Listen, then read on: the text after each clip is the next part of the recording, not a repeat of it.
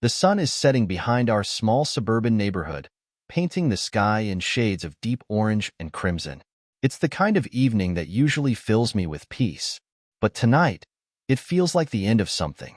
I'm fastening the last buckle on my daughter Ava's car seat, my hands moving on autopilot. Her giggle echoes in the car, but it barely registers. My mind is drowning in the chaos of the past few weeks. Daddy, why doesn't Mommy come with us anymore? Ava's voice pulls me back, innocent eyes peering at me for an answer I don't have. My heart clenches, and I try to smile. She has to work, sweetie. I lie, though my gut twists painfully. Even a child can sense the changes. My wife, Layla, hasn't been just working. Late night, meetings, unexplained absences, a distance growing between us like a chasm. I've seen the signs. Denial has kept me going, hoping it's all in my head, that I'm being paranoid. But deep down, I know better. I shut Ava's door and climb into the driver's seat, feeling the weight of everything pressing down on me. We're heading home after a weekend with my mother, a visit meant to escape the cold void Layla's left in our family. I thought the change in scenery would help clear my head, but my mother's knowing looks and gentle questions only made things worse. 20 minutes later, we're pulling into our driveway. The house looks the same, but it feels like a stranger's home. Layla's car is parked outside, and I steel myself as I unbuckle Ava. She dashes inside, eager to share stories with her mom, while I follow at a more measured pace. Inside, I find Layla standing in front of the mirror, applying her makeup in her underwear. It's a familiar sight, but tonight, something about it feels different. Hollow, performative. Ava chatters away, but Layla barely listens, only murmuring absent-minded responses. I watch her for a moment, the woman I've loved for years, but now, a stranger. My chest tightens, and I force myself to speak. What's the rush? My voice comes out even, despite the emotions storming inside. Layla's eyes flick to mine in the mirror. It's Friday, she says as if that explains everything. Her voice is casual, but her hand falters on her mascara brush, a small sign of guilt. Or maybe I'm imagining it. I take a slow breath, steadying myself. And what about tomorrow? I ask, hoping for something. An excuse, a confession, anything that gives me clarity. Her silence stretches, and I realize I've had enough. Layla, we need to talk. She finally turns to face me, annoyance flickering across her face. I'm meeting the girls, she says, like it's the most natural thing in the world. I cross my arms. You've been meeting the girls a lot lately, and you haven't been around for Ava. She notices, you know. Layla's eyes harden. Are you really trying to make me feel guilty right now? Maybe you should feel something. I snap, my composure slipping. I'm tired, Layla. Tired of pretending everything is fine when it clearly isn't. For a moment, just a flicker, I see something in her expression. Fear, regret, or maybe relief that the charade is finally coming to an end. But she says nothing, just picks up her purse and walks past me, leaving a trail of perfume and unanswered questions. The door closes behind her, and I'm left standing in the silence, heart pounding. The door slams shut, echoing like a final verdict in our once happy home. The silence that follows is deafening, almost suffocating. Ava has retreated to her room, likely sensing the tension that I couldn't mask. I stand there for a moment, hand clenched into a fist, trying to will my heart to stop pounding so hard. I walk to the kitchen, each step heavier than the last. The ticking of the wall clock mocks me, reminding me of every wasted moment hoping things would get better. I take out a beer from the fridge, the cold glass biting into my palm, and slump down into one of the chairs. My mind races, a whirlwind of memories and doubts. Layla and I had been the perfect couple, or at least, that's what everyone thought. We were high school sweethearts, building our lives together one milestone at a time. Our wedding day was magical, and Ava's birth brought us more joy than I thought possible. But now, those moments feel like distant echoes, drowned out by the coldness that has settled between us. I don't know how long I sit there, staring at the condensation forming on the beer bottle. My phone buzzes on the table, a message from my best friend, Sam. Hey, man, you good? Haven't heard from you in a while. I hesitate, fingers hovering over the screen. Sam had always been the one to pick me up when I was down, but I can't bring myself to tell him everything. Admitting it feels too real, like carving out a wound that's barely begun to heal. Yeah, just busy, I type back. It's a lie, one of many I've started telling myself, but as I sit there, doubt gnaws at me like a hungry animal. The lies Layla has told, the nights she's disappeared. All of it swirls in my mind until I can't stand it anymore. I get up, my body moving with a purpose I didn't know I still had. If she won't tell me the truth, I'll find it myself. I head to our bedroom and open Layla's vanity drawer. Everything inside is meticulously organized. Her makeup, her jewelry, the small things that make her who she is, or at least who she was. My hands tremble as I sift through the drawer, feeling like an intruder in my own life. And then, I find it. Her phone, charging on the nightstand. I pick it up, heart pounding so hard I'm sure I can hear it in my ears. We've never had a reason to snoop on each other before, but now, every alarm in my mind is screaming for answers. I hesitate. Am I really about to do this? Is this who I've become? A man driven to invade his wife's privacy because trust has turned into a ghost of what it once was? But Ava's sad words echo in my mind. Why doesn't mommy love us anymore? I take a breath and unlock her phone. It's not the act of a man who trusts. It's the act of a man desperate for the truth. And what I find sends a chill down my spine. Messages. Dozens of them. A thread with someone named D, filled with inside jokes, late-night plans, and flirtation. The kind of flirtation that erodes any hope I had left. My vision blurs with a mixture of rage and heartbreak as I scroll, the truth unfolding with every word. They've been meeting up for months. Secret rendezvous when I thought she was working late or spending time with her friends. I put the phone down, my chest heaving with disbelief. I've seen enough. This isn't paranoia. It's betrayal. And now, I know the truth. I lean back against the wall, feeling my legs nearly give out. I thought I'd be angry, ready to scream, to confront her with every ounce of pain she's caused. But instead, I feel hollow, like every good memory has been stripped away, leaving only emptiness. What do I do now? The cold emptiness settles in like a heavy fog. I stare at the phone in my hand, my fingers numb from the discovery. I thought finding out the truth would bring a sense of finality, maybe even a plan for what to do next. But instead, it feels like a deep void opening up, swallowing any sense of stability I had left. Ava's laughter echoes from her room, a bittersweet reminder of the life I'm still fighting to hold together. My hands shake as I place Layla's phone back on the nightstand, careful to leave everything exactly as it was. If she knows I've seen her secrets, she'll have time to prepare, to twist things in her favor. No, I need to be smart about this. I walk into the living room, my mind a storm of conflicted emotions. Anger boils beneath the surface, hot and suffocating. But there's also a crushing sense of grief. The woman I loved, the life we built together. Were they all lies? I sit down heavily on the couch, hands clenching into fists.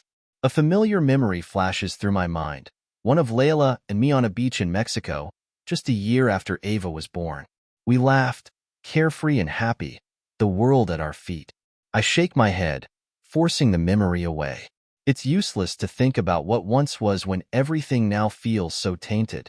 My phone buzzes again, a distraction I desperately need. This time, it's a call from Sam. I hesitate, then answer. Hey, man, I say, trying to keep my voice steady.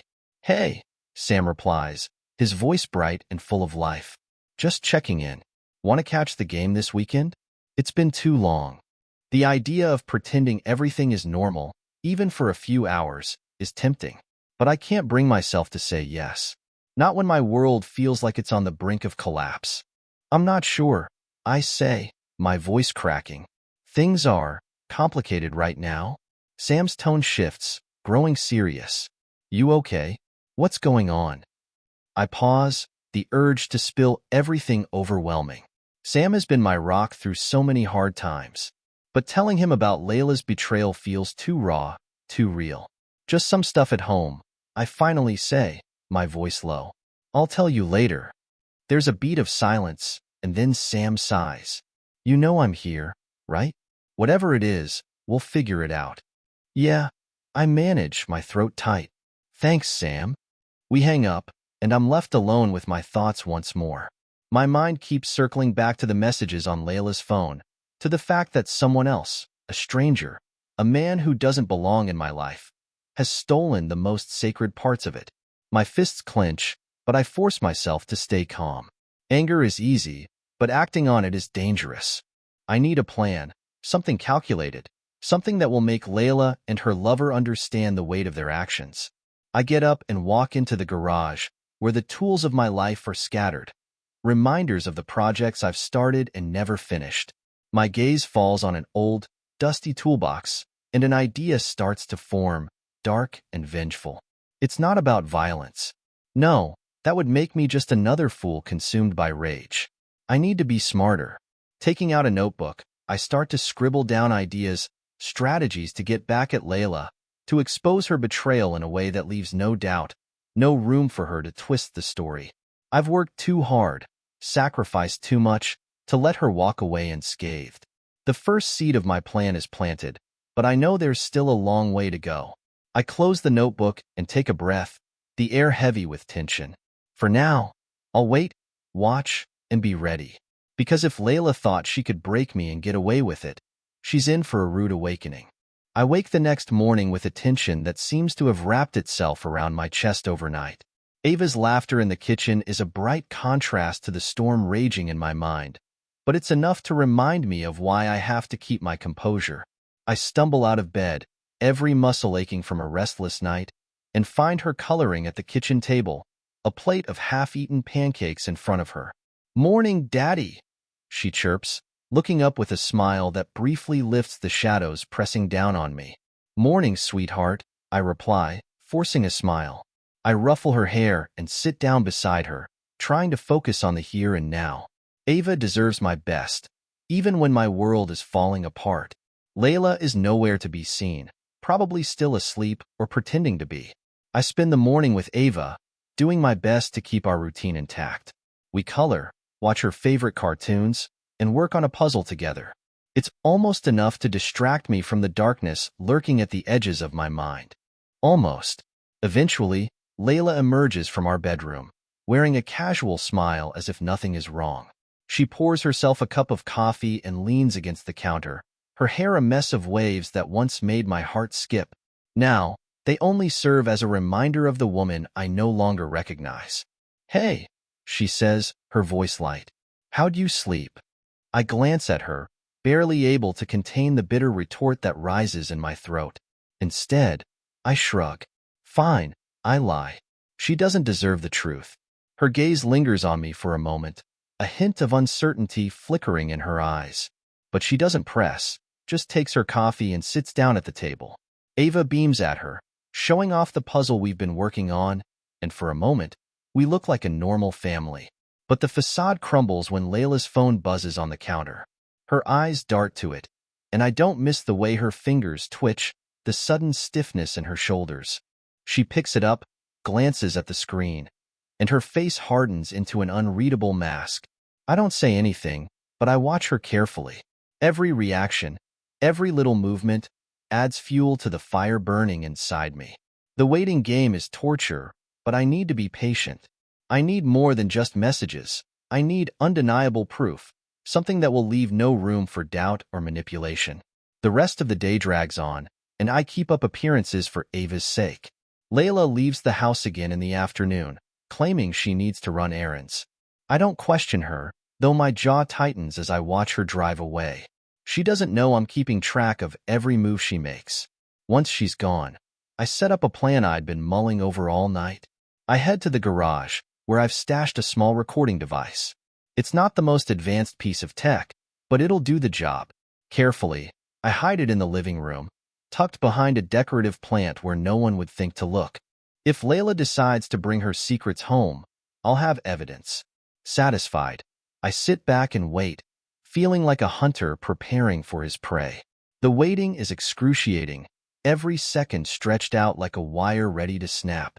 But I hold on to my resolve, reminding myself that the truth will come out, and when it does, I'll be ready.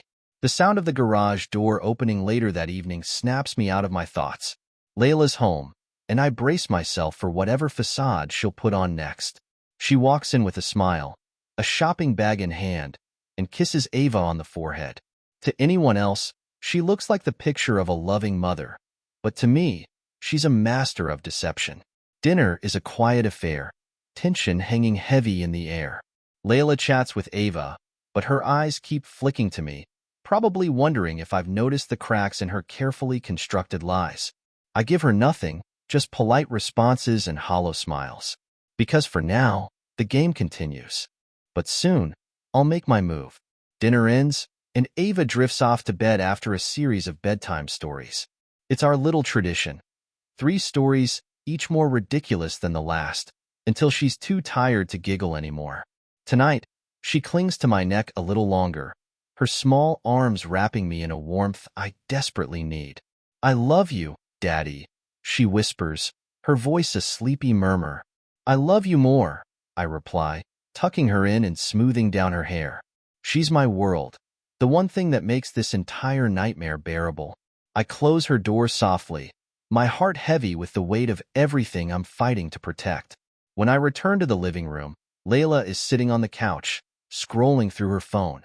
She's changed into her usual loungewear, a soft sweater and leggings, and for a moment, I almost forget everything. Almost. "Long day?" she asks, not looking up. I watch her, the woman who once shared every secret, every dream with me. How many lies has she told now, with that same casual tone? How many betrayals has she hidden behind those blue eyes? The anger simmers beneath my skin, but I force myself to keep calm. "Yeah," I say, sinking into the armchair across from her. "Long day." We sit in silence, the only sound the quiet hum of the refrigerator and the occasional creak of the house settling. Layla doesn't seem uncomfortable, but there's a tension in her posture, a tightness in her jaw that she tries to mask. I wonder if she senses something is different, if she can feel the storm brewing under my calm exterior. Finally, she puts down her phone and stretches, her arms reaching above her head. "I'm going to take a bath," she says, standing up. "Need to unwind." I nod, watching as she walks down the hallway and disappears into our bedroom. The door clicks shut, and I let out a breath I didn't realize I'd been holding. The room feels colder without her, the emptiness more pronounced. I lean back, running a hand over my face. The recording device sits hidden, waiting, but it's not enough. I need more, something concrete to confront her with. Something she can't twist or manipulate. My thoughts churn, trying to come up with the next step in my plan. Then, an idea hits me, one that's risky but might just work. I grab my laptop and head into my home office, closing the door behind me. If Layla has been hiding her tracks, she might have left a trail somewhere. An email, a hidden message, something that slipped through her careful web of lies. I boot up the computer and begin my search, heart racing. The minutes tick by, and frustration mounts. Her personal email is locked tight, and the few work emails I manage to glance through reveal nothing suspicious. But just as I'm about to give up, I notice something. A folder labeled innocuously as Budget Plans, buried in a sea of old files. I click on it, and my pulse quickens. Inside, there are documents detailing finances and travel plans, but it's a name that catches my eye, Derek. The same name I saw in those messages. My hands tighten on the mouse as I open the files, scanning through the text. There's a spreadsheet outlining expenses for a weekend getaway, dates, hotel names, and credit card charges that match her recent work trips. Every detail drives the knife deeper, cutting through any last shred of hope. I lean back in my chair, the truth crystallizing in front of me. There's no denying it anymore.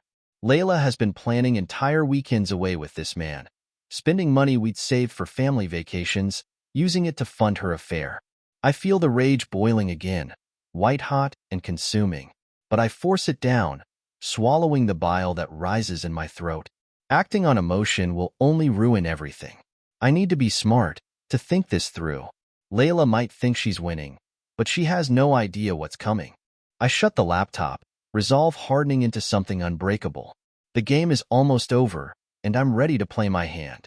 The next morning dawns gray and somber, fitting for the storm that's brewing inside me. The rain patters softly against the window pane as I sip my coffee in the kitchen, my mind racing. Layla sits across from me, scrolling through her phone with her usual practiced indifference. To anyone else, this would look like a normal morning. But for me, it's a performance, a charade that's about to come crashing down. Ava shuffles into the kitchen, her sleepy eyes lighting up when she sees the pancakes I've made. "Pancakes!" she squeals, running to the table. I force a smile, making sure she doesn't sense anything is wrong. Layla gives me a passing look, one that's unreadable, and I wonder how long she's been perfecting her poker face.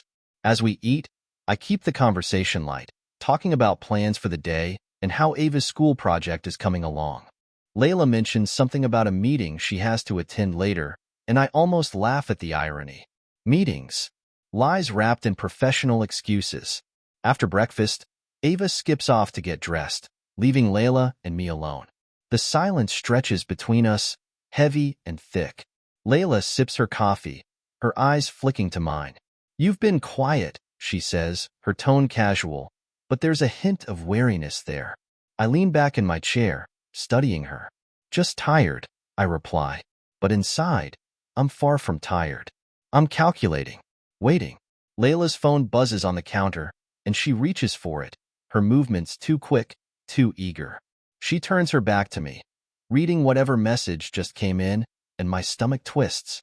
I've seen that look before, the one she gets when she thinks she's being sneaky. The one that says she's hiding something. I stand up, taking my empty mug to the sink, and my mind is already running through the next step of my plan. The recording device is still in place, but I need something more, something that will finally crack her cool, composed exterior. It's not enough to know the truth. I need to make her admit it. "Layla," I say, my voice steady.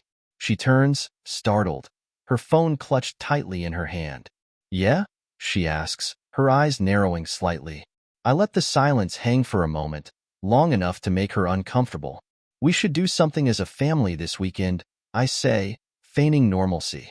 "Maybe go to the zoo or have a picnic." Her face relaxes, the tension melting away. "That sounds nice," she replies, a smile curving her lips. But I don't miss the way her eyes dart to the side, as if she's already calculating an excuse. "I'll check my schedule." I nod, pretending to accept her words, but inside, I'm already planning for her betrayal. I know she's lying. I know she'll find a way to disappear again, and this time, I'll be ready. I dry my hands on a towel, my resolve hardening. The endgame is coming, and Layla won't be able to hide from it. Later, as she gets ready to leave for her so-called meeting, I watch her from the doorway of our bedroom. She's in front of the mirror again, applying lipstick, her reflection focused and confident. The image feels like a lie, a perfect facade for someone who's been systematically tearing our life apart. I clear my throat, and she jumps slightly, catching my gaze in the mirror. "You scared me," she says, laughing, but it sounds forced. "Sorry," I murmur, stepping into the room. "You look nice." She gives me a quick smile. "Thanks." Her eyes flick back to the mirror, and I can see the way she avoids looking directly at me. I wait a beat. "What's the meeting about?" I ask, curious to see how she'll spin it. "Oh, just some marketing stuff," she replies smoothly, as if she's been rehearsing it. "It shouldn't take too long." I nod, pretending to accept her answer, but I'm already mapping out my next move. When she leaves, I'll follow. I'll see where she goes, who she meets, and I'll have the truth laid out in front of me. No more hiding, no more guessing. Layla grabs her bag and kisses Ava goodbye, then turns to me. "I'll be back later," she says, her voice casual, but I catch a flicker of something in her eyes, something like guilt or fear. Maybe she senses that I'm not the man she's been fooling anymore. "Drive safe," I say, forcing a smile. She nods, and then she's gone, the front door closing behind her. I wait a few minutes, then grab my jacket. The rain has stopped, leaving everything damp and gray, but I don't care. It's time to see where her lies are taking her, because one way or another, the truth will come out. The moment the door shuts behind Layla, I feel the adrenaline kick in, sharpening my focus. I grab my keys from the counter, slipping into my worn leather jacket and head out the door. My breath comes in shallow bursts, but I force myself to stay calm. This isn't just some reckless confrontation. I need proof, solid and undeniable. Layla's car is already pulling down the street as I climb into my own vehicle. I keep a careful distance, far enough that she won't notice, but close enough that I won't lose her. My hands grip the steering wheel so tightly my knuckles turn white, but I can't let go. This is the moment everything changes.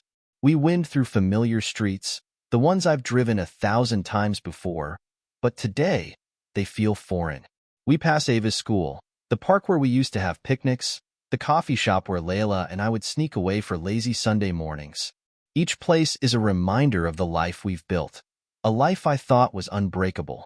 But now, it feels like a house of cards, ready to collapse with the slightest breeze. Layla makes a left turn, and I almost miss the signal, quickly adjusting to follow.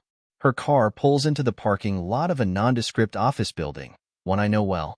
It's her workplace, the place she's always claimed she's been putting in extra hours. My stomach twists, half with relief and half with dread. Was I wrong? Is this just another work meeting, and I'm the paranoid husband losing his mind? But then, she parks and doesn't get out right away.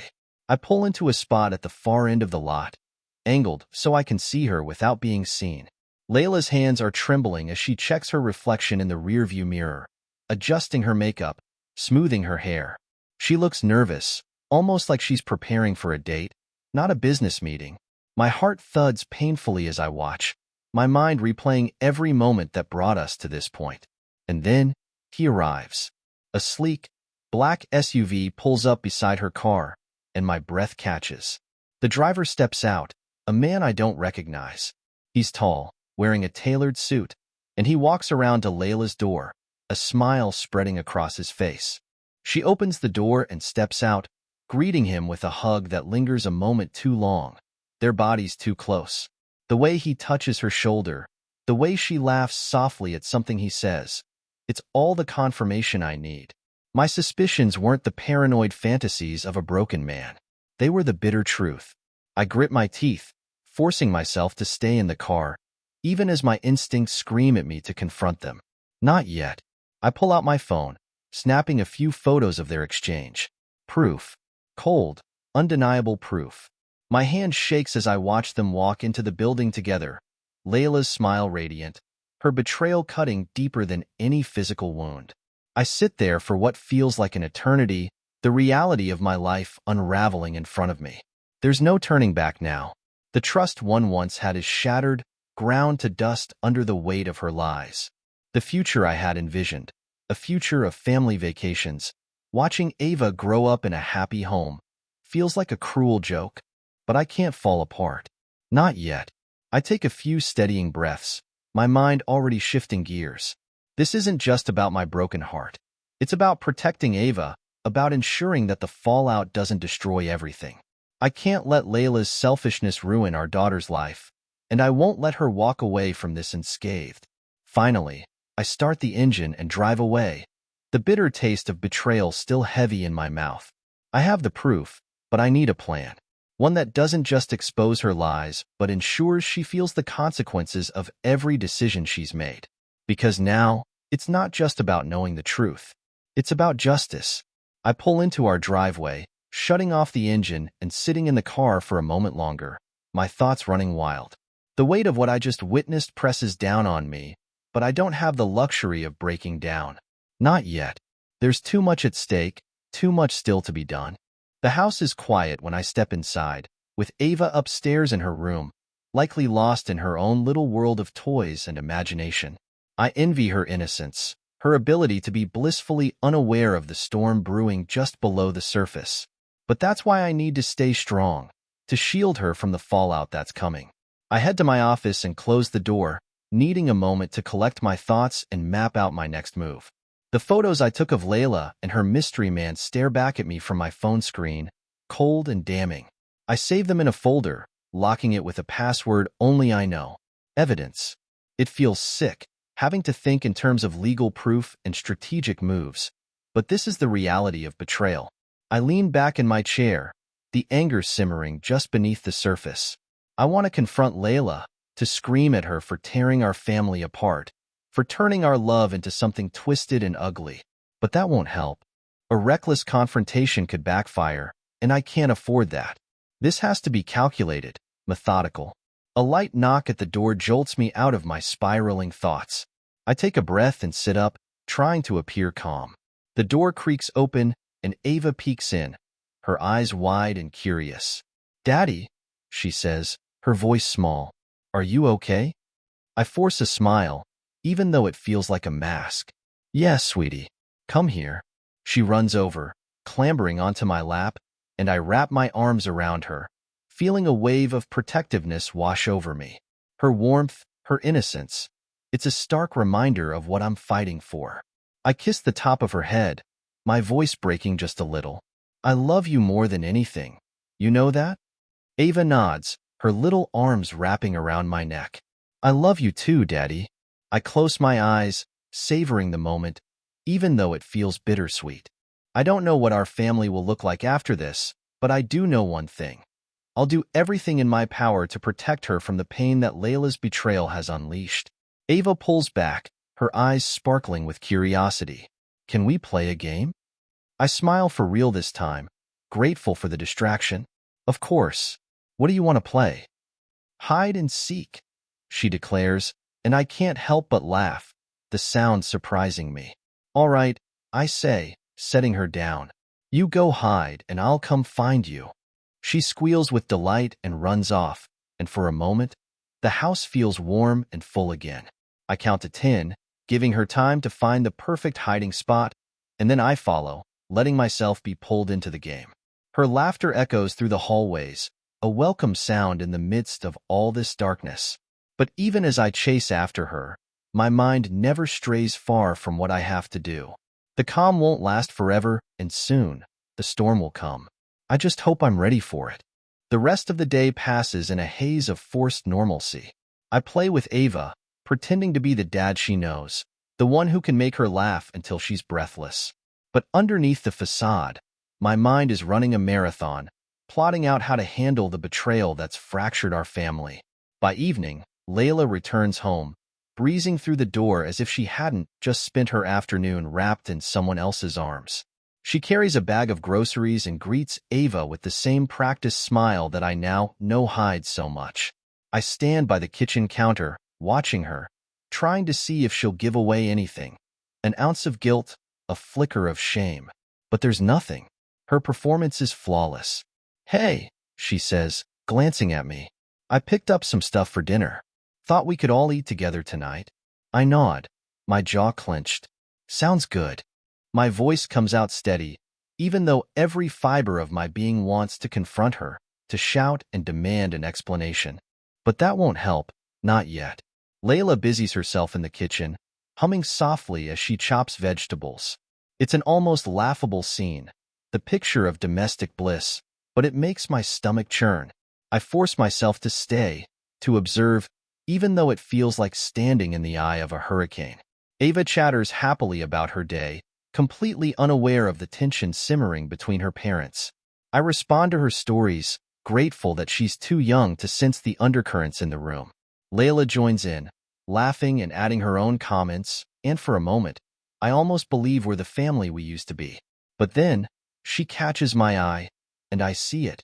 A flash of something in her expression. A moment of hesitation, a brief flicker of unease, as if she knows I'm watching too closely. It's gone as quickly as it appeared, but it's enough to fuel my resolve. Dinner is a quiet affair, the conversation light and surface level. I watch Layla carefully, noting every detail. The way she avoids direct eye contact, the way her phone sits face down on the table, as if to hide something. It's a game of patience, one I'm determined to win. After dinner, I offer to do the dishes, needing a moment alone to think. The sound of water running is a welcome distraction, giving me something to focus on other than the storm raging inside me. Layla takes Ava upstairs for her bedtime routine, and I hear them laughing together, the sound bittersweet. I dry my hands and lean against the counter, my heart pounding. This isn't just about what Layla has done to me. It's about what she's doing to Ava, to the family we built together. She doesn't get to walk away from this without consequences. I head upstairs to Ava's room, finding her already tucked in, her eyes heavy with sleep. Layla kisses her forehead, and I step in to do the same, feeling the weight of my love for this little girl. Ava yawns and curls up under her blankets, her trust in us unwavering. I wonder how much of that trust will remain once the truth comes out. Layla follows me into our bedroom, and as soon as the door closes, I feel the walls closing in. She moves around the room, taking off her jewelry and setting it on the dresser, her back to me. I can't take the silence anymore. "How was your meeting?" I ask, keeping my voice casual. She pauses, but only for a fraction of a second. "It was fine," she says, her tone light. "A bit boring, but productive." I nod, swallowing the bitter taste in my mouth. The lies roll off her tongue so easily. It makes me sick. "Good," I say, forcing a smile. She turns to look at me, her eyes searching my face. "Are you okay?" she asks, a hint of concern creeping into her voice. I take a breath, feeling the urge to confront her rise like a tidal wave. But I force it down, reminding myself that the time isn't right. "Not yet." "Yeah," I say, my voice tight. "Just tired." She studies me for a moment, as if trying to figure out if I'm hiding something. But then she lets it go, turning back to the mirror. The tension between us feels like a living thing, a monster lurking in the shadows, waiting for the right moment to strike. I know that moment is coming, and when it does, she won't see it coming. Sleep doesn't come easily that night.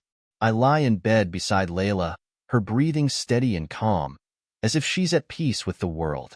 The betrayal is still fresh, raw, but I keep my emotions buried deep. I can't afford to let them surface now, not when I'm so close to exposing everything. The hours tick by, each one dragging slower than the last. I finally slip out of bed, careful not to wake Layla, and head to the living room. The recording device is still in place, but tonight, I have a new idea. Something more tangible, more definitive. I sit on the couch, tapping my fingers against my knee, and think through every option. I've gathered enough evidence to prove the affair, but how do I make sure Layla can't turn this around on me? How do I protect Ava from the inevitable fallout? My mind drifts to my friend Sam. He's a lawyer, and though we've never needed to talk about serious things, I know he'd help me if I asked. I make a mental note to call him tomorrow, to set up a meeting. This isn't just about emotions anymore. It's about legal protection, about making sure I'm not blindsided. I also think about Ava's future. My little girl doesn't deserve to be caught in the middle of this mess. I want to shield her from the ugliness of what her mother has done, but I also know that the truth has a way of coming out. It's a painful reality I have to prepare for. The idea solidifies in my mind. A plan that involves a controlled, undeniable reveal. Something that forces Layla to confront the consequences of her actions without giving her room to manipulate the narrative. I grab a notebook and start scribbling down details, my mind racing. 1. Meet with Sam. Get legal advice. Secure custody options for Ava if it comes to that. 2. Gather all evidence. Photos, messages, the recording, everything I need to ensure there's no doubt about the affair. 3. Stage a confrontation. A public setting where Layla can't deny or twist the truth. Somewhere she has to face the fallout.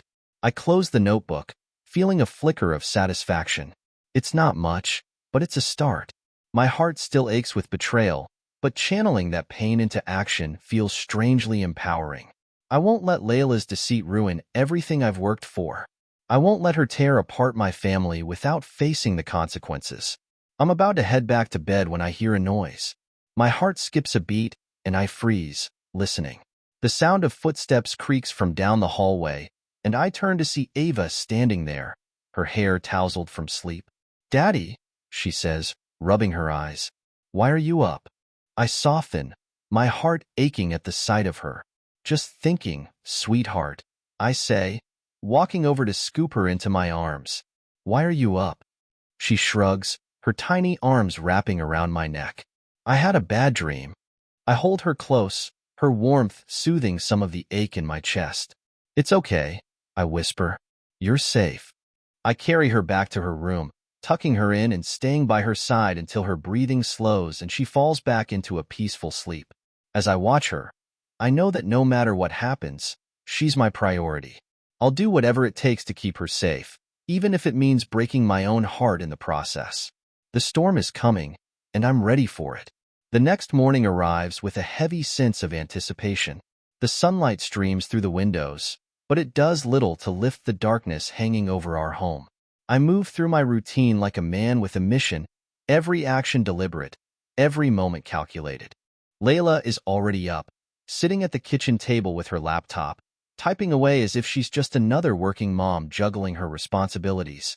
I pour myself a cup of coffee, watching her over the rim of my mug. She glances at me and offers a small smile, but I don't return it. The lies are too thick, the betrayal too fresh. Ava comes bounding down the stairs, full of morning energy, and I force a smile for her sake. "Pancakes again?" she asks hopefully, her eyes lighting up. "Sure thing," I reply, ruffling her hair. I focus on the simple act of making breakfast, grounding myself in the mundane. Ava chatters happily, and I nod along, but my mind is elsewhere, on the plan I'm setting into motion. Once breakfast is over and Ava is settled with her morning cartoons, I step out onto the back porch to make a call. The crisp air bites at my skin, but it's refreshing, a stark contrast to the suffocating tension inside the house. I dial Sam's number, the phone feeling heavy in my hand. "Sam," I say when he picks up, my voice steady. "I need your help. It's serious." There's a pause, and then Sam's familiar voice comes through, full of concern. "What's going on, man?"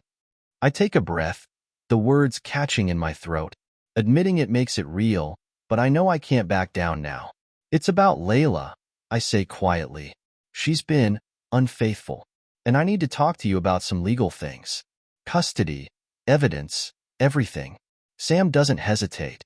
"Come by the office later today," he says. "We'll figure this out." I thank him and hang up, my resolve hardening. I have to be smart about this. Layla has always been one to twist situations in her favor, and I can't let her do that this time. I need every advantage I can get. When I step back inside, Layla is gone, probably off to another meeting or running errands that are more lies than truth. I use the opportunity to gather the evidence I have, backing up photos and recordings onto a secure drive. The messages I found on her phone, the financial records showing suspicious expenses, all of it is coming together. By the time she returns, I'm sitting in the living room with Ava, reading her a story. Layla's eyes flick to me, and for a split second, I think I see something like suspicion in her gaze. But she masks it quickly, smiling at Ava and joining us on the couch. "What did I miss?" she asks, her voice warm and cheerful. Ava laughs and launches into a retelling of the story we're reading, and Layla listens. But I can't help noticing how carefully she avoids looking at me. Maybe she senses the shift, the way I'm no longer the naive husband she's been fooling. Or maybe she's just caught up in her own web of lies. I play along, keeping the conversation light, but inside, I'm counting down the hours until I meet Sam. My plan is unfolding, and Layla has no idea. The tension between us is palpable, an invisible rope pulled tight, ready to snap. But for now, I bide my time, waiting for the perfect moment to pull everything apart. The hours creep by slowly, each one testing my patience as I wait for the chance to make my move. Layla floats around the house, acting as if nothing is wrong, and it's almost impressive how easily she slides back into her role as the doting wife and mother. But now, every affectionate gesture feels hollow, every smile a mockery of what we once had. By early afternoon, I tell Layla I need to run some errands. She hardly bats an eye, too preoccupied with her own plans, whatever they may be. Ava is playing in the living room, her laughter filling the house, and I hate the thought of leaving her even for a moment. But this has to be done. I drive to Sam's office, my mind running through everything I need to cover. The evidence I've gathered sits in a folder on the passenger seat, a painful reminder of the reality I'm facing. When I pull into the parking lot, Sam is waiting for me, leaning against the hood of his car. He gives me a grim smile as I approach. "Hey man, you look like hell." I let out a bitter laugh. "Yeah, feels like it too." We head inside, and once we're in his office, I waste no time laying out the facts. The affair, the messages, the photos, I tell him everything. Sam listens intently, his expression growing darker with each revelation. Jesus, he mutters, running a hand through his hair. I had no idea.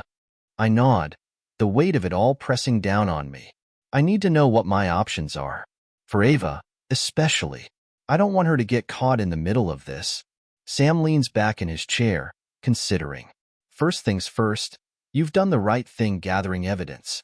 That's going to help you if this goes to court, but you need to be prepared for a fight. Layla could try to turn this around on you, especially if she feels cornered. I swallow hard.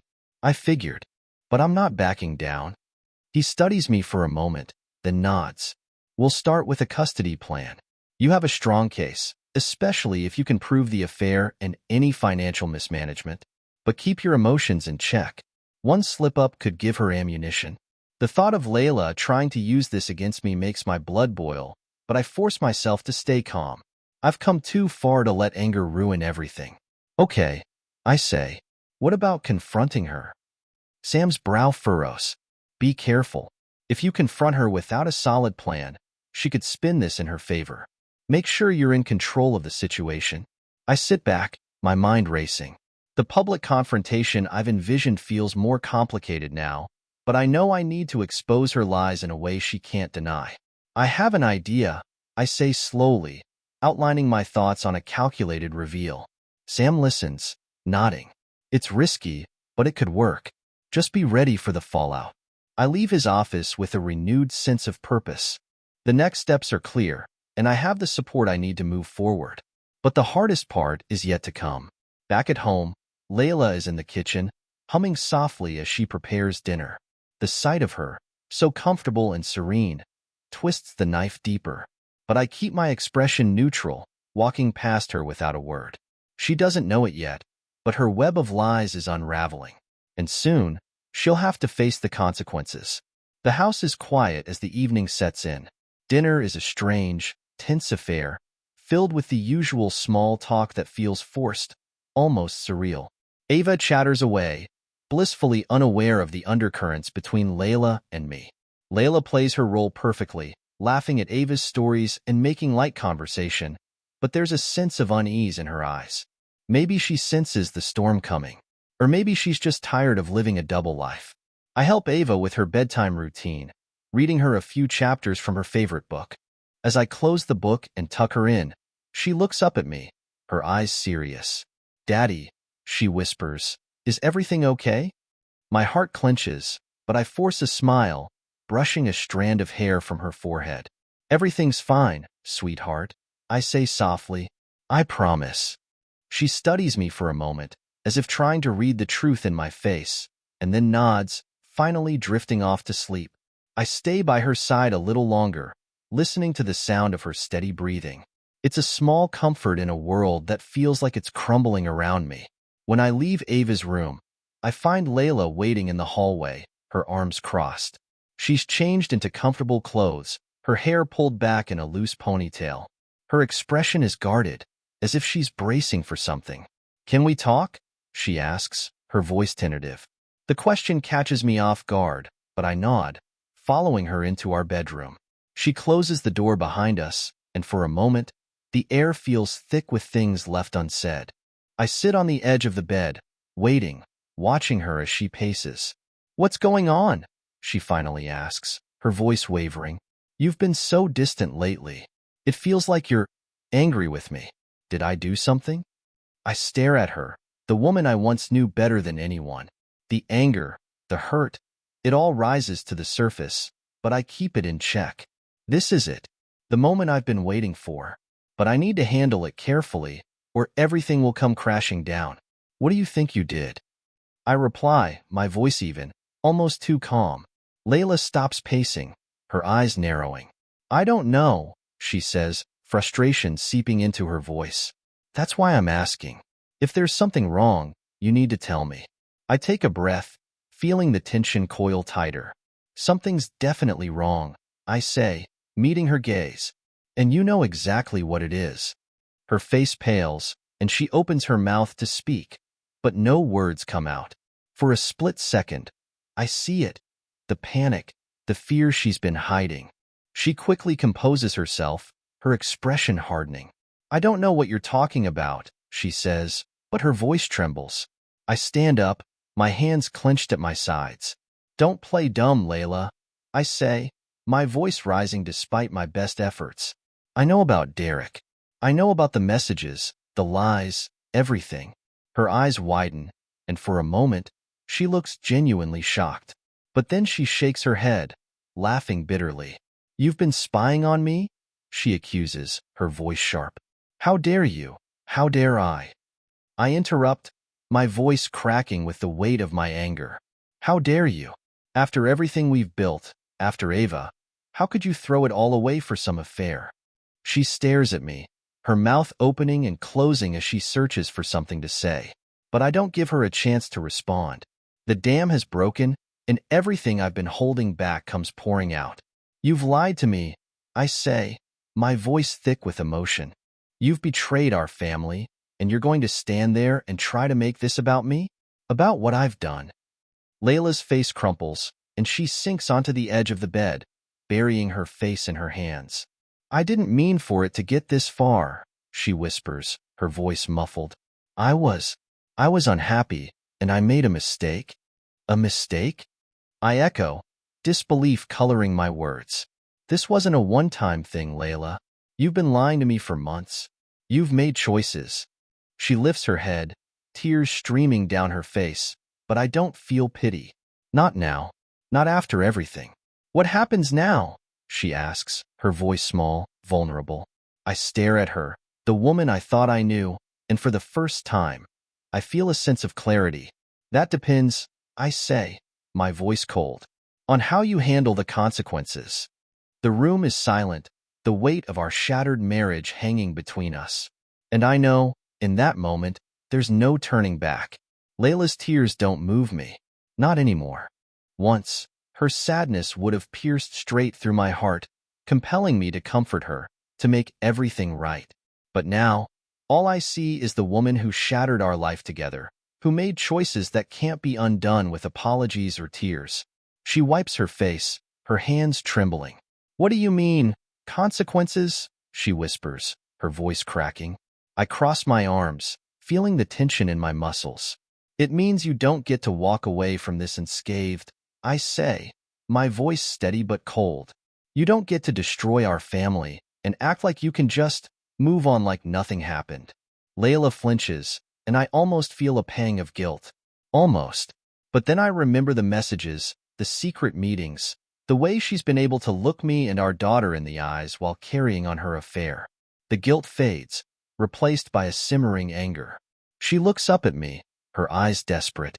I never wanted to hurt you, she says, her voice breaking. Or Ava. I felt trapped. Like I lost myself in this life, and I didn't know how to find my way back. I shake my head, disbelief washing over me. You didn't lose yourself, I say, my voice cutting through the air. You made a choice. A selfish, destructive choice. And now, you have to live with the fallout. The weight of my words hangs between us, and for the first time, I see a hint of something in her eyes, fear. Maybe she realizes now that this isn't something she can brush aside or explain away. The truth is out, and it's staring her right in the face. I take a step back, needing space, needing air. I met with a lawyer today. I tell her, my voice calm despite the chaos in my chest.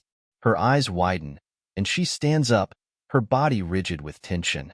A lawyer, she echoes, panic flashing across her face. For what? For Ava, I say simply. For custody. For protecting her from whatever mess this turns into. Layla's hands fly to her mouth, and she takes a shaky step forward. You can't take her from me, she says, her voice desperate. She's my daughter too. I love her. Then you should have thought about that before. I snap, my voice sharper than I intend. Before you lied. Before you brought a stranger into our lives. The room feels suffocating, the walls closing in. Layla's tears fall freely now, but I don't let myself feel anything for her. I can't. Not when my priority is Ava, not when everything I do from this point forward has to be for her. What do you want from me? Layla asks, her voice small, broken. I take a breath, steadying myself. I want you to start being honest, I say. With me, with Ava, with yourself. I want you to take responsibility for what you've done. She nods slowly, as if the reality is finally sinking in. Okay, she whispers, her voice raw. I'll do whatever it takes. I don't respond. I just turn and walk out of the room, leaving her alone with her guilt and her tears. My heart is heavy, but there's a strange sense of clarity now. The confrontation is far from over, but at least I've made the first move. The next steps are coming, and Layla has no idea how prepared I am to make sure Ava and I come out of this with as little damage as possible. I head downstairs, needing space from the shattered remnants of my marriage. The house feels eerily quiet, and I sit on the couch, staring at nothing, letting the exhaustion settle in. The hardest part is still ahead, but I'm ready. The next morning dawns heavy and gray, the kind of sky that feels like it's mirroring the tension in the house. I move through the morning routine like a ghost, getting Ava ready for school and pretending everything is fine. Layla tries to act normal, too, but the facade is cracking. Her eyes are red, her movements jittery, and I can tell she barely slept. Ava senses something is off, her usual brightness dulled by the quiet tension. She hugs me extra tightly before heading out the door, and I watch her leave with a painful sense of longing. I want her to stay innocent, to stay untouched by the mess her mother and I are wading through. But I know that's impossible now. When Layla and I are alone, the silence becomes a living thing between us. She finally breaks it, her voice trembling. So, what now? She asks, her hands twisting nervously in front of her. I don't look at her, staring instead at the coffee mug in my hands. I meant what I said, I reply. We have to figure out what's best for Ava, and that means being honest about where we go from here. Her shoulders slump, and she sinks into a chair across from me. I know I messed up, she whispers, but I don't want to lose her. I can't lose her. I glance at her, and for a moment, I see the woman I married, the one I built my life with. But the image is tainted now, replaced by someone I don't recognize. You should have thought of that before you brought another man into our marriage, I say, my voice devoid of emotion. Layla flinches, and her eyes fill with fresh tears. I'll end it, she says quickly. With Derek. I'll do whatever it takes to make this right. A bitter laugh escapes me. Make it right? I echo. You can't just end an affair and pretend everything is okay. You've shattered our trust, our family. It's not something you can fix with promises. She's silent, her face pale. I watch her, waiting for her to fight back, to argue, to try to twist things in her favor. But she doesn't. Instead, she nods, her voice barely a whisper. I know. The admission takes me off guard, and I feel a flicker of something. Pity, maybe, but I shove it down. Pity won't protect Ava, and it won't make up for what's been lost. We need to come up with a plan, I say, leaning forward. For Ava's sake. We'll figure out custody, and until then, we need to keep this civil. Layla wipes her eyes, nodding. Agreed. But I can see the fear lurking behind her compliance, the way she's bracing for the worst. Part of me almost feels bad for her, but another part, the part that's had to hold our family together while she betrayed us, remembers that this is her doing. She's the one who made these choices. I push my chair back and stand up, the tension in my body making every muscle ache. I have to go to work, I say, grabbing my keys. We'll talk more tonight. She doesn't respond, just watches me with that broken expression, and for a moment, I wonder if this is how it all ends. Not with a final, fiery confrontation, but with quiet, exhausted acceptance. I walk out the door, the cold morning air hitting me like a slap. As I drive to work, I try to focus on the road, but my mind keeps circling back to everything that's happened. The betrayal, the anger, the uncertainty of the future. It all feels like too much. But then I think of Ava, of her laughter, her bright eyes, and I know I can't give up. This isn't just about surviving the betrayal anymore. It's about making sure Ava and I are okay, no matter what it takes. It's about rebuilding something out of the ruins, even if it's not what I imagined my life would be. And I won't let Layla's mistakes define our future. The day at work feels endless, every minute dragging by as I try to focus on tasks that once came easily. But today, my mind is elsewhere, tangled in the web of plans and fears that have taken over my life. I keep checking my phone, half expecting a message from Layla, something desperate or angry, but there's nothing. The silence feels heavy, a storm waiting to break. When the day finally ends, I drive home, my stomach twisting with nerves. The house looks the same as it always does, but it doesn't feel like home anymore. It feels like a battleground, a place where secrets and truths are ready to clash. Layla is sitting on the couch when I walk in, her laptop closed beside her. She looks up, her eyes still swollen from crying, but there's a determination there that wasn't present this morning. I drop my keys on the table, bracing myself. "Hey," she says quietly. "Hey," I reply, my voice flat. Ava is upstairs, her laughter drifting down from her room. It's a small comfort, but one that grounds me. Layla gestures to the chair across from her, and I reluctantly sit, crossing my arms over my chest. "I thought a lot today," she begins, her voice trembling. "About everything. About us. About what I've done." I stare at her, waiting. "I know I've ruined things," she continues, her hands twisting in her lap. "I know that saying sorry isn't enough, and that I have no right to ask for forgiveness. But I want you to know that I'm willing to do whatever it takes to keep our family together, to make things right for Ava." The sincerity in her voice makes my chest ache, but I can't let myself soften. "Not now. I'm glad you're thinking about Ava," I say, my voice cold. "But this isn't just about her. This is about the choices you made, and the fact that our marriage may be beyond saving." Layla's eyes fill with tears, but she nods. "I understand," she whispers. "I don't want to fight. I don't want to make this worse for Ava. But if there's any chance at all for us to heal, I want to try." I lean forward, the weight of her words pressing down on me. "You don't get to make that decision on your own," I say. "You don't get to decide when or if I can forgive you. Right now, I'm only thinking about Ava and what's best for her." Silence falls between us, heavy and suffocating. I know she wants to say more, to beg or argue, but she bites her lip, holding back. Maybe she knows that pushing me now would only make things worse. "I've already started talking to a lawyer," I add. "I want to make sure we have a plan that puts Ava first. Shared custody, for now, until we figure out what's best long-term." Layla looks stricken, but she nods, her shoulders slumping. "Okay," she whispers. "If that's what you think is best." The pain in her voice tugs at something deep inside me, but I push it away. I have to stay strong, for Ava's sake. The woman in front of me isn't the person I married.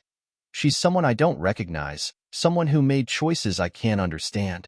Ava's footsteps echo down the stairs, and she appears in the living room, her eyes bright. "Can we watch a movie?" she asks, her smile hopeful. Layla and I exchange a glance, a silent truce forming between us for the moment. "Sure," I say, forcing a smile. "Let's pick one out." As Ava runs to the TV, I feel the tension ease, if only slightly. This isn't over, not by a long shot. But for tonight, for Ava, we can pretend. We can hold the pieces together just a little bit longer. And as the movie begins, I realize that sometimes, pretending is the only way to survive. The living room is bathed in the warm glow of the TV, the flickering light casting shadows on the walls. Ava curls up between Layla and me on the couch, clutching her favorite blanket, her eyes wide with wonder at the animated adventure unfolding on the screen. For a little while, it almost feels normal. Almost. Layla sits at the other end of the couch, her hands clasped tightly in her lap. I catch her sneaking glances at me, her eyes filled with a mixture of hope and sadness. I pretend not to notice, focusing on Ava, who laughs at something silly on the TV. Her laughter is like a fragile thread, holding us all together, keeping the darkness at bay. As the movie comes to an end, Ava lets out a sleepy yawn and leans into my side. I stroke her hair, my heart aching with the desire to shield her from everything that's happening. Layla reaches over, her fingers brushing Ava's cheek with a gentleness that makes my chest tighten. "I think it's bedtime for this one," I say softly, lifting Ava into my arms. She mumbles something incoherent, already drifting off, and I carry her upstairs to her room. I tuck her into bed, pressing a kiss to her forehead. Her innocence is a sharp contrast to the chaos swirling just outside her door, and I make a silent promise to protect that innocence as long as I can. When I return to the living room, Layla is still there, sitting in the dim light with a glass of water in her hands. She looks up as I enter, her eyes searching mine for something. Understanding, forgiveness, maybe even hope. I can't give her that. Not yet. Maybe not ever. Thank you, she says quietly, breaking the silence. For doing this. For Ava. I stand there, unsure of what to say. The anger and betrayal still burn inside me, but there's also a deep exhaustion, a weariness that makes me want to drop everything and just let go. She deserves to feel safe, I reply, my voice hollow. Even if everything else is falling apart. Layla flinches, and for a moment, I feel a pang of guilt. But it's fleeting. She made this bed, and now we're both lying in it, tangled in the mess of her choices. She sets the glass down and stands, wrapping her arms around herself. I'm going to sleep in the guest room, she says, her voice trembling. I think it's better for now. I nod, not trusting myself to speak. She pauses, looking at me as if she wants to say something else, but then she turns and walks down the hall, disappearing into the darkness. The silence she leaves behind is heavy, echoing with all the things we didn't say. I sink onto the couch, running a hand over my face. The house feels different now, like it's holding its breath, waiting for something to shatter. I know this fragile piece can't last forever. Sooner or later, the dam will break, and we'll have to face the consequences, the fallout of everything that's happened. But for tonight, I let the silence wash over me, grateful for the brief moment of calm. It's a small reprieve, but I'll take it, because I know the hardest part is still to come. The next few days feel like walking on a tightrope, every step careful, every breath measured. Layla and I move around each other like ghosts, silently navigating our shared space with forced civility. We talk only when necessary, our voices hushed and polite for Ava's sake. The strain is palpable, but it's the best we can manage. I spend my days at work, but my mind never fully leaves home. I check in with Sam regularly, making sure my plans are airtight, my evidence backed up in multiple places. Every night, I lie awake thinking about how much longer we can keep this fragile truce before something snaps. Ava's laughter is the only thing keeping me anchored, a reminder of why I can't afford to falter. One evening, after dinner, Layla approaches me. Her face is pale, and there's a tension in her shoulders that sets off warning bells in my mind. She holds a folded piece of paper in her hands, her knuckles white from gripping it so hard. "We need to talk," she says, her voice strained. I nod, my heart thumping. I follow her into the living room, where she hands me the paper. My eyes flick down, scanning the words. It's a letter, typed and formal, from a divorce attorney. My chest tightens as I realize what it is. Her preemptive move, a signal that she's prepared to fight. I look up at her, 1,000 questions burning in my mind, but she speaks first. "I didn't want it to come to this," she says, her voice cracking, "but I have to protect myself. And Ava." Her words ignite something in me, a spark that quickly turns into a flame. "Protect yourself?" I echo, disbelief lacing my tone. "Is that what this is about?" Tears spill down her cheeks, and she shakes her head. "I don't know what else to do," she whispers. "I know I ruined everything, but I can't let this destroy us completely." I clench the letter in my fist, the paper crumpling under the pressure. "You've already destroyed us, Layla," I say, my voice shaking with barely controlled anger. "And now you want to play the victim? To pretend like you're the one who needs protection?" She steps back, her eyes wide with a mixture of fear and desperation. "I'm not trying to hurt you more," she says, her voice soft. "I just want to make sure we don't lose everything." I let out a harsh laugh, the sound bitter in the tense air. "You should have thought about that before you betrayed me, before you put Ava in the middle of this mess." The weight of her actions hangs between us, suffocating.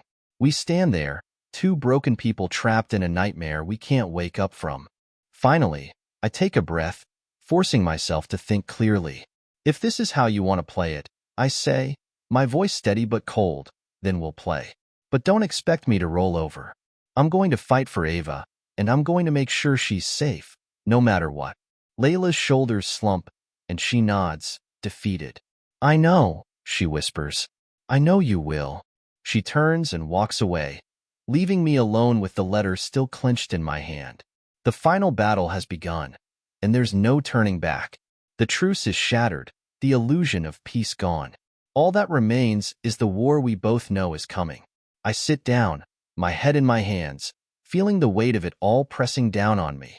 This isn't how I imagined our story ending, but it's the reality we're facing. And if this is what it takes to protect Ava, then so be it. Because no matter how deep the betrayal, I won't let her down. The weight of Layla's letter sits heavy on my mind, like an anchor dragging me down. The rest of the evening passes in a tense, painful silence, and even Ava's laughter can't quite lift the oppressive feeling hanging over our house. I watch her play, her innocent joy a stark contrast to the war brewing between her parents. As Ava goes to bed that night, Layla and I barely make eye contact. We're like two soldiers entrenched on opposing sides of a battlefield, both knowing that the first shot has been fired. Once Ava is asleep, I sit in the living room, the letter still on the coffee table in front of me, a grim reminder of how far we've fallen. I take a deep breath and pick up my phone, dialing Sam's number. He answers after a few rings, his voice groggy. Clearly, I've woken him. Hey man, he mumbles. Everything okay? No, I admit, the exhaustion in my voice mirroring the weariness in my bones. She's filed paperwork. She's ready to fight. Sam sighs, the sound heavy with understanding. I'm sorry to hear that, he says, but it doesn't change our plan. We have the evidence. We have the leverage. Don't let her intimidate you. I nod, even though he can't see me. Yeah, thanks. We talk for a few more minutes, going over the steps we need to take now that Layla has made her move. When I hang up, I feel a small sense of reassurance, but the anger still simmers beneath the surface. Layla is fighting for herself, but I'm fighting for Ava. That's the only thing that matters now. The next morning, I make sure to wake up early. The house is quiet, and I savor the peace before the chaos of the day begins. I brew a pot of coffee and stand at the kitchen window, watching the first light of dawn filter through the trees. It's a moment of calm, and I let it wash over me, knowing I have to keep my head clear. Layla comes downstairs, her footsteps hesitant, and I know she's bracing herself for another confrontation. I don't give her one. Not yet. Instead, I pour myself a cup of coffee, deliberately ignoring her as she moves around the kitchen. She finally speaks, her voice soft and unsure. Do you think we could talk? Without fighting? I look at her, really look at her, and see the cracks in her armor. The guilt, the regret, the fear. But none of it erases what she's done. Talk about what? I ask, my voice cold. She hesitates, her fingers twisting around the hem of her sweater. About how we're going to handle this. For Ava's sake. I don't want her to suffer because of us. I clench my jaw, the anger threatening to spill over. Then you shouldn't have put her in this position, I say. But you did. And now we have to deal with the consequences. Her eyes fill with tears, but I don't let it sway me. I can't. I have to stay strong, to stay focused on what's right for Ava. We'll talk later, I say, my voice like ice. Right now, I need to get ready for work. I leave her standing there, the silence between us growing heavier by the second. I head upstairs, my mind racing. The lines have been drawn, and there's no backing down now. I won't let Layla's betrayal destroy everything I've worked so hard to protect. This fight isn't just about us anymore. It's about Ava, about the future she deserves, and I'll do whatever it takes to make sure she's okay. The finality of the situation settles over me as I get ready for work. Each step feels deliberate, like I'm walking through the motions of a life that no longer resembles what it once was. My reflection in the mirror looks worn, my eyes shadowed with exhaustion and pain. But beneath the fatigue, there's something else, a fierce determination. I head back downstairs, passing Ava's room. She's still asleep, her face peaceful, and I take a moment to stand in the doorway, watching her. She's the reason I'm doing all of this, the reason I'm willing to go to war if I have to. Her happiness, her safety, nothing matters more.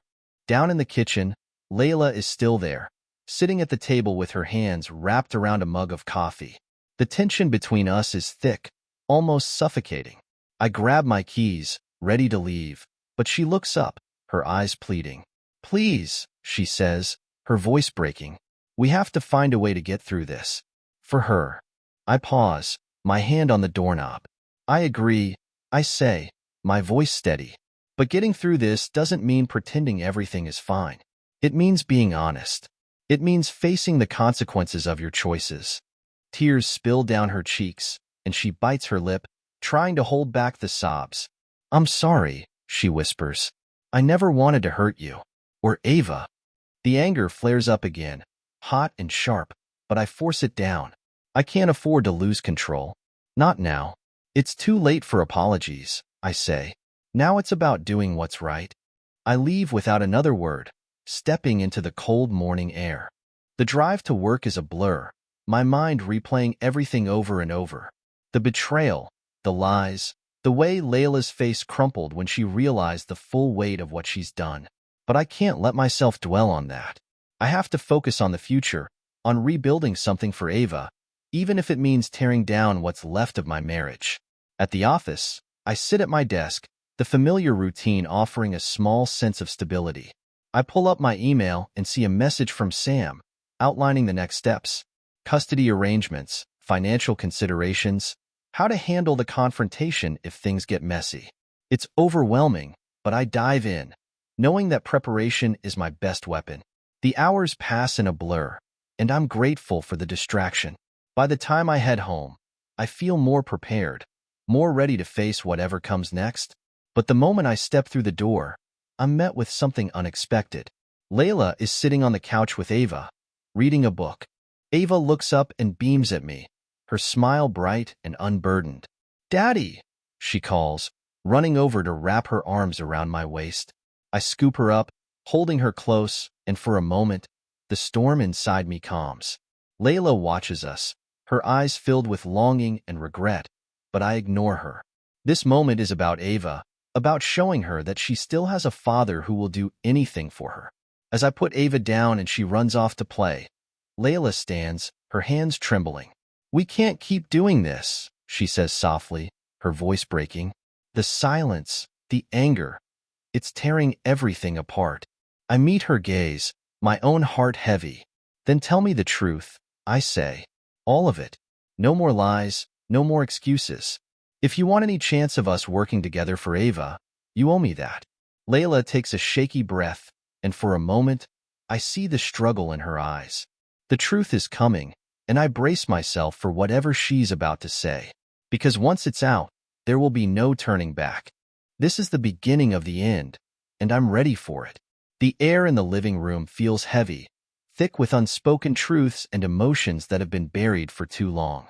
Layla stands in front of me, her hands still trembling, and I can see the battle raging behind her eyes. She knows there's no more hiding, no more pretending. The moment of reckoning has arrived. I brace myself, the tension coiled in my chest like a spring ready to snap. "Tell me," I say, my voice steady but unyielding. "All of it. I want the truth." Layla's eyes well up with tears, and she takes a shaky breath, her shoulders slumping as if the weight of her guilt is finally breaking her down. "It started a year ago," she whispers, her voice cracking. "I didn't mean for it to happen. I was feeling lost, unhappy, and Derek, he made me feel seen, like I mattered." My jaw clenches, and I feel my hands curl into fists at my sides. But I stay silent, forcing myself to listen. I've waited too long for this moment to let my anger take control. She wipes her eyes, her voice thick with regret.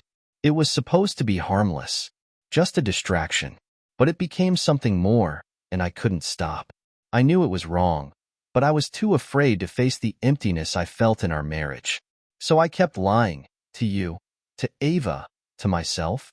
Her words cut deep, each one a knife slicing through the fragile remnants of our marriage. But I don't let her see how much it hurts.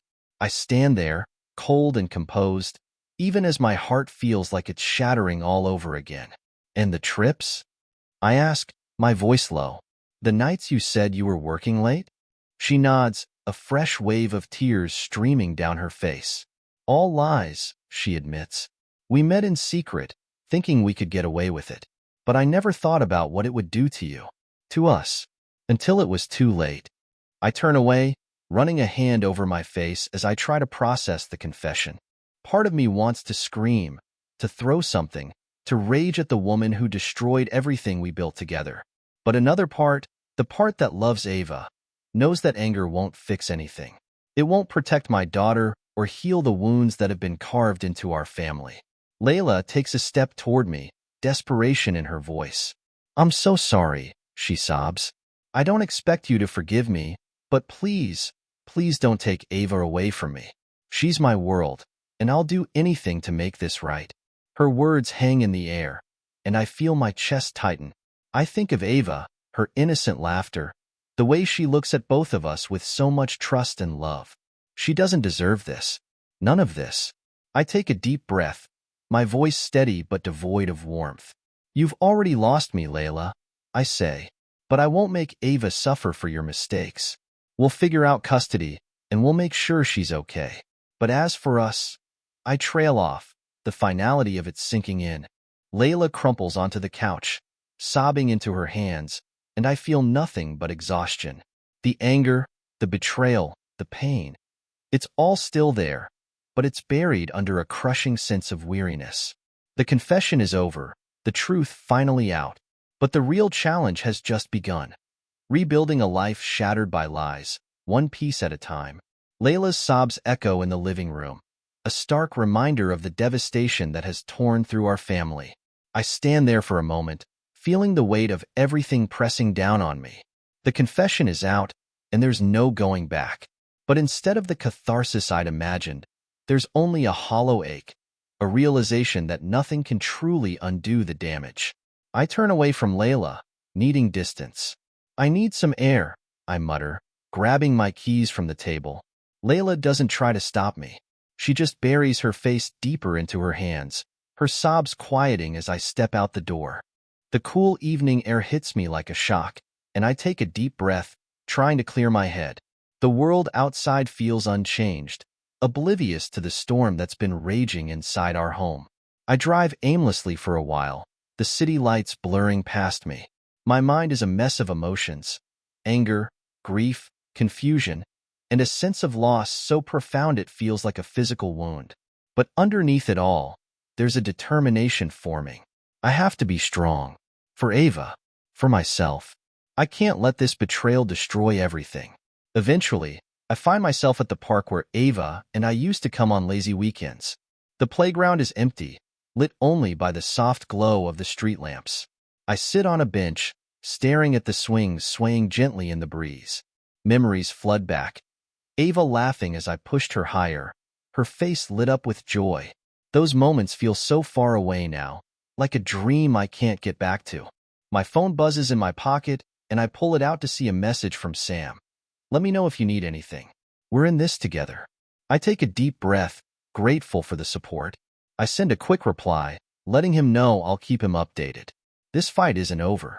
There are still decisions to make, custody arrangements to sort out, and a future to rebuild from the ashes. When I finally return home, the house is dark and quiet. Layla must have gone to bed. Her exhaustion no doubt as overwhelming as mine. I step into Ava's room, needing to see her, to ground myself in what matters. She's fast asleep, her small body curled up under her favorite blanket, and the sight of her calms the storm inside me. I kneel beside her bed, brushing a strand of hair from her face. I promise I'll protect you, I whisper, no matter what. Leaving her room, I head to the guest bedroom where I've been sleeping. The bed feels cold, unfamiliar, but I'm too tired to care. As I lie there, staring at the ceiling, I realize that this is my new reality. The marriage I thought would last forever is gone, and the woman I loved has become a stranger. But Ava is still here, and she's still counting on me.